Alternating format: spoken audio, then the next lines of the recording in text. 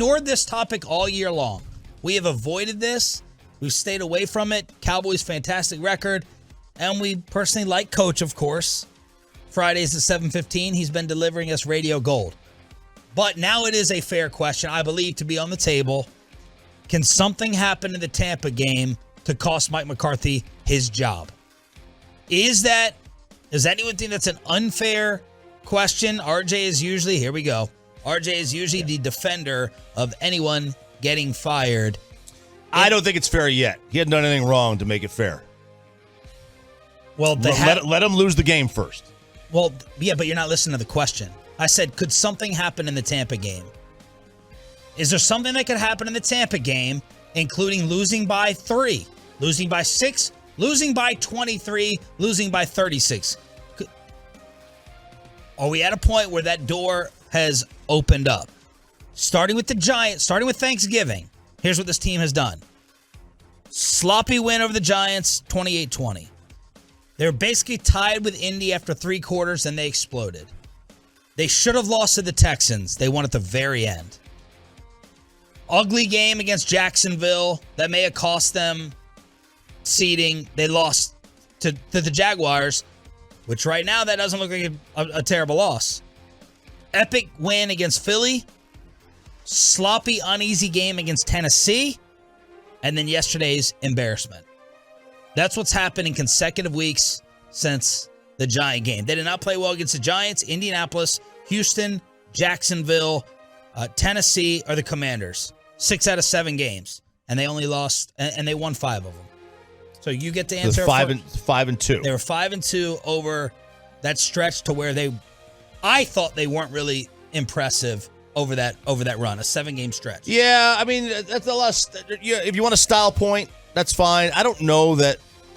This whole style point organizations thing. do that. It really isn't. It's really annoying. We style point the Giants. You got to pay attention to something. We don't style point Kansas City. You're right, and they're the only one, and they deserve a pass. Do they? They've got one. You said they deserve a pass. I know. And let me finish my point real quick. We at some point in time during a season, you have to judge someone. That's a 7-game stretch. So we pick apart the Giants. We were right. We pick apart the Vikings. We were right. But we can't pick apart the Cowboys. The difference is the Vikings and the Giants aren't any good and don't deserve the record they have. Based on what? What are you basing that off of? Well, for one, their point differentials, which matters. I agree. And the Cowboys' point differential for the year is very good. Yeah. So you're judging it off of their regular season. Right, but the difference is that the Cowboys... So I'm taking almost half of the schedule of the Cowboys, a 7-game run, and I'm style pointing it. I'm taking 7 games to be like, they weren't impressive. They weren't that impressive. They didn't play that well during that whole stretch. They didn't play great. The difference is that the Cowboys are actually a good, talented football team. And the Vikings and the Giants are not. The Cowboys aren't lucky to have the record they have. They had the same record last year. Right? The same record, 12-5. Mm-hmm. Yeah. They're not lucky. This is not a fluke. Why are the Vikings not just as good as the Cowboys on paper? Because they're like 10-1 in one-score games. Like it's just faulty. But my point is, you're using the Vikings regular season against them justifiably. At some point in time, you have to take the games that they play to judge the team. Well, I'm also taking their talent level into account. And the Vikings have better offensive talent than the Cowboys, arguably. Except for quarterback. They have 2 good receivers. They have 2 good receivers. They have Dalvin Cook. They have the best receiver in football. They have TJ Hawkinson. They have a better running back than we do. And over the last 5 weeks, if you they have a better tight end than we do. If you take it from the Texans game, the Cowboys finished the final 5 weeks. Their point differential is -2 over the last 5 weeks, which is bad. That's concerning. They eked by a couple wins and they got their asses kicked in Washington. All I'm saying is not 2 or 3 games. It's like a 7-game uneasy stretch. If you don't want to, if you don't want to judge it, don't judge it. I would say it like this. If you could have a 7-game uneasy stretch, you could have gone 3 and 4. Mm-hmm. Like we do kind of. And I'm using your rule, which I think is correct. I'm not just going to be a slave to what happened at the end of the game. They should have lost to the Texans. I thought they should have lost to the Eagles, and the Colts game and the Titans game, like, were up for grabs through 3 quarters. Like, they should have lost to Houston, but they should have lost to Houston. But you're just taking the W. The Giants game was They're, anyway. I'm not just taking the W. I see what you're saying. I just I look at it like I think it's too early. Like, let him lose his playoff game in a bad way, in my opinion. Before, I don't want to throw that out. I don't put that out there in the ether. I don't know that his job remotely is in jeopardy today. Now they lose the playoff game. Yeah, it might be a different story. How could it not be in jeopardy how could it not be a question? But then if they lose in 6 or 7 days, he's gone. It's obviously it would have to be in someone's mind. Well, because the teams are generally overreactionary anyway. All right, so you don't want to answer the question. What question? Mike McCarthy, could he be fired? What would it take to get him fired? You don't want to answer it. I don't think he could be fired. Okay. I don't think he could. I mean, 12-5 in back-to-back years, and you're going to wind up playing. What if they lose 26-6? You don't think that they would do it? Not if it's going to take a 1 to get Sean Payton. Sean Payton. Who are you going to bring him in? Who are you going to replace him with? Quinn. Oh, God. You keep Dan Quinn from going to Denver. We've seen that song and dance in Atlanta. I mean, they should have won the Super Bowl. Should have. I'm sounding Should've. like you now. They were 28-3. They should have. So then they did. I didn't need the final score. That's an RJ Choppy title. Listen, you've done a well job of backing me into a corner here. I got to admit that one. I'm just using your arguments against you. Yeah, it's okay. Look, I can. It's the playoffs, man. I can hypocrite with the best of them right now, and I fully plan to. All right, so you don't think Choppy's taking it off the table? It's for me. It's off the table. Right. I'm not going to fire a guy who's gone 12-5 back-to-back years. Bobo. Jerry said yesterday that he's very disappointed. This is, he's glad everybody got a bite of the sour apple, blah, blah, blah. But then he also said, I'm not half as disappointed as I will be next week if we were in the same position. Did anyone ask him about McCarthy's status? No. I'm shocked. I'm shocked over that. Because I think it's sort of this same thing where it's like you're going into the playoffs and that's a question they're going to hit him with immediately after a playoff game if they lose. You think we should ask it tomorrow? I think there's a way to ask it that's maybe not as pointed as you would ask it right after they lose a playoff game probably, but there's a way to bring that up and have Jerry weigh in on it. But here's the thing. Yeah, if they lose 26-6, if they play like they did yesterday, I think a lot of things are on the table for them. And so you think Mike McCarthy could lose his job? I think it's at least something that they would have to evaluate. And because why was he hired? He wasn't hired to put up a better record in the regular season than Jason Garrett. He was hired because of they talked about his pedigree and what he can do in the playoffs. And so, okay, right. So if you come out of this 3 years in a row, and 2 of those where you felt like you had one of the better teams in the NFC in a vulnerable conference, and you come out of it 2 years in a row without a playoff victory. And Jason Garrett, even with all his faults, won 2 for you while he was here. Mike McCarthy and Jason Garrett have the same number of losing records with the Cowboys. 1 year. That's it. Wow. And so... Props for Jay Jeezy right there. I'm just saying that, at the end of the day, they end up looking remarkable. We always like to say McCarthy and Sean Payton's, careers look remarkably similar. So far...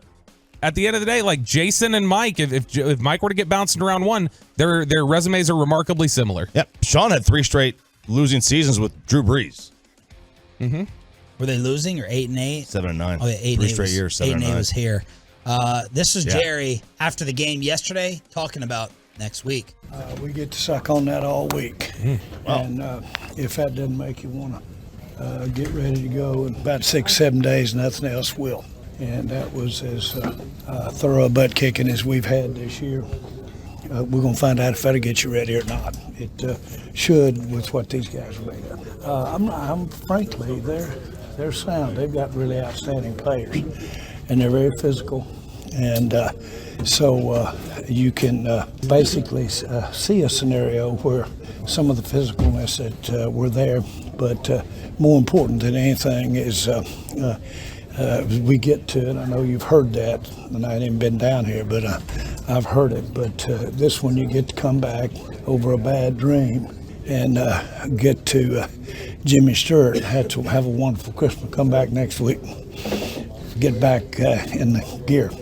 But that's certainly the way I look at it, and I'm so disappointed for our fans but not half as disappointed as I would be if I were sitting there this time next week. So we got something to go for, and we'll empty this bucket this week. All right, here are the Tolos. I want to know what Twitch, YouTube, and the fan techs are saying. I got Twitter. Wesley, I think there's zero chance McCarthy's job is on the line. Back-to-back 12-win seasons with no Dak for the majority of his first year. Captain 8-8 was here 10 years with only 3 of those with double-digit wins. McCarthy's averaging 10 wins. Chris J. So everybody wants to fire McCarthy because his quarterback is obscenely inconsistent. A joke, an absolute joke. Marty Schottenheimer, Choppy, was this from Lamar. He was fired from the Chargers after going 14-2, losing in the second round in the playoffs after Breeze got hurt. Don't tell me McCarthy cannot be fired. What are the Tolos saying about this topic or McCarthy's job status? You've got on the YouTube, Joe Taylor says with the Cowboys, he says they're too predictable. They expect Dak to be Miracle Mahomes every play, which he usually is, but some games it doesn't work a couple times a year. You've got somebody else on here saying it's all BS, that it's all a con game with the Cowboys, and they're just going to continue to sell you a bill of goods. Hookem 7222222 says if they lose in the first round, absolutely. McCarthy's job is on the line. S. Dawkins says, please no. So, I mean, there's a lot of, people who seem to think it seems pretty split that either it's a lot of people think it should be done, which I think that's just the case on McCarthy in general, right? Like half the fan base has wanted him gone. Half the fan base thinks he's good. And so the result probably will influence your opinion on it. Yeah. And real quick, Marty didn't get fired because of 14-2 and missing out and having a first round exit. He orchestrated his own firing by trying to hire his brother to be his defensive coordinator. He wanted to take Spanos' money and go play golf. Now he essentially quit. I'll tell you what is becoming a popular take on both the Twitch and the YouTube right now is people saying not McCarthy's job, but Kellen. That there's a lot of people who want to say Kellen's the one who should be pushed out before McCarthy. Philosophically, I refuse to blame the coach for the failures of the quarterback. And Kellen Moore is not the reason that they lost yesterday and had a bad offensive day. Didn't we blame Scott Linehan for the failures, though, for a long time? Exactly. And what's the common denominator? They played better as soon as Linehan left. They played better with Kitten and Moore and working together, and then Kitten left. Yeah, but I mean, they have the top offense in the National Football League. Yeah, one of them can be. It's possible. I think it's possible to have the best offense in the league over a stretch and have one of them be a problem. That's absolutely possible. That Kellen could be scheming things up in a way like we see. Like I don't like the first. Sorry, Bobby, go ahead. No, you're good. It's just Kyle. Like you can see how Kyle Shanahan can scheme things a certain way to make a successful offense without an elite quarterback. So that's possible. You see how Dak can, or you see how quarterbacks can sometimes raise themselves up over bad play callers. Generally, if you've got a bad coordinator and a bad quarterback, you have a bad offense. Generally, yeah. You're not going to be able to have the number one offense in the league over the course of 8 weeks in any measure you want.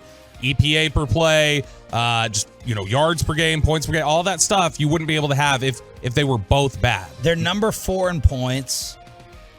They put the stat on TV. And look, I don't love the first down runs. And I felt like yesterday, they are the number 1 team on third down. Yesterday, it felt like they just only wanted to be in third down. Most points per game by a starting quarterback since 2020. I mean, Dak Prescott leads the league by 3 points. Now, do I think sometimes these numbers are a little misleading? Yes, I do. Well, I got numbers for you. Okay. Dak, points per game is 32. Josh Allen, 29. Mahomes, 29 since 2020. And again, this year, after last year being number 1, they're averaging 27 points a game. Like, that's hard to fire Kellen Moore on paper. No, look, Kellen's not to blame. Kellen's not to, if the offense looks bad, it's because of the quarterback. And if the offense looks great, it's also because of the quarterback. That's just the reality. The teams, great quarterbacks lose their offensive coordinators all the time. And they don't take steps back. They continue to be great because they're great. How many years into this deal is McCarthy? 3 out of 5. It was a 5-year deal. So 2 more after this one? Mm-hmm. What is it, $5 million a year? So I mean, if you walked away, you're paying out $10 million, and then you're having to pay a new coach. Who wants $20 million? Mm-hmm. There's a lot of assistants coming out of contract, though, and personnel control. And you got to give up a personnel first. control, yeah. Here's Ian Rappaport. Let's just figure out what's happening with Sean Payton. Like, if Sean Payton wasn't available, would this be a much easier question to answer? Here's Rappaport on the NFL Network yesterday morning. In coaching news, we've known the Denver Broncos are going to swing big. How big? They have received permission to interview Sean Payton, the former Saints coach. Expect that to happen this week. And that is not all, guys. My understanding is the Saints and Broncos have begun negotiations for a deal to compensate the Saints. No doubt the Saints are going to be looking for a first-round pick and more. Denver knows this. They have not blinked. My understanding is they are on the same page as far as what it will cost. Meanwhile, for the Los Angeles Rams, former Super Bowl winning coach Sean McVay plans to take a little time after the season to evaluate his options, his future, and whether or not he wants to coach next year. Really not a surprise. Did the same thing last year. Will have similar TV opportunities, but does plan to step away after a difficult year and at least think about what's next. Yesterday on the Fox pregame show, Strahan asked Sean Payton, what are the chances you'll be here with us next year at Fox? 1 to 10. Sean Payton said 7. But we didn't get clarification on which side of the scale he was talking about. Oh, I don't know. So Sean Payton said 7, scale 1 to 10. But the Saints and Broncos have started negotiations. So keep that in mind. I don't think McCarthy would be gone unless it was like some crazy humiliation. Unless you'd be like, okay, did they quit in the second half of this game? Which I don't see happening. Yeah, if the team quits on them, yeah, then you got a different. Yeah, it's hard to say that they're going to quit during a 12-5 season. Jerry also showed too much loyalty, in my opinion, to Jason Garrett. He goes overboard instead of these other coaches paying all these guys that aren't employed, like the Giants and other teams. So I don't think Mike McCarthy gets fired, depending on what happens Monday night. But I think the discussion is fair to have back on the table. And let's not forget Wade. As crazy as it sounds. Let's not forget Wade. He didn't just go along with Garrett. Wade went 13-3, had home field throughout, got beat when the offense was lifeless by the Giants, and then the next year has a more talented team. Arguably the most talented team in the 20 years I've worked here. The 2018, where they added Pac-Man, they added Tank, they added everybody. Mm-hmm. And then they go out and they vanish like a fart in the wind against Philadelphia 44-6. 08 is the best team they've had since. It's funny. The two best teams I think they've had since they last won a Super Bowl were 08 and 19, and they both missed the playoffs and went 9 and 7. And he didn't fire Wade after that. I can't imagine he would do this with Mike. Man, because that was worse. Yeah, but there's also like a sense of urgency about your window, how vulnerable the NFC is. And again, he was brought in here for January. He was not brought in here for September, October, November, December. And if he's failing you in January, Jerry may say, I need to go find somebody who can make a difference in January.